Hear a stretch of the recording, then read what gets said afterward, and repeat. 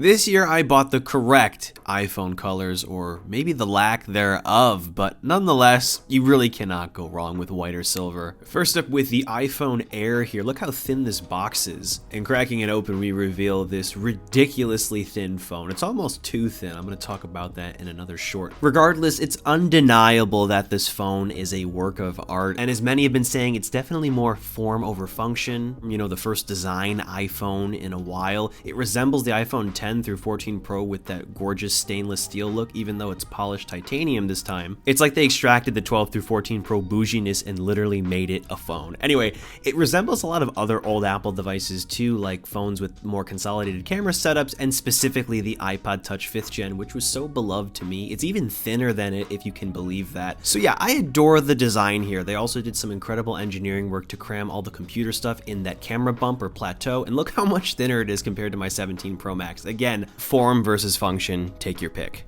And speaking of function, now we gotta unbox my personal daily driver, the 17 Pro Max in silver. And I happen to think this thing looks just as good in its own unique or more functional way compared to the iPhone Air with its new aluminum unibody look and that sick piece of glass on the back still that enables wireless charging. Speaking of glass on the back, here is the evolution from the 13 Pro to the 15 Pro to the 17 Pro. And maybe more interestingly, it compared to the original iPhone because it shares the same rounded aluminum look, which I really love. It's very nostalgic. It also gives me Apple Watch Ultra utilitarian vibes, which I'm equally as in love with here. All this to say, if you decide to play it safe with the more functional Pro over the more design-heavy Air, you're still getting a fantastic fresh new look here, especially in white or silver. You cannot go wrong with it.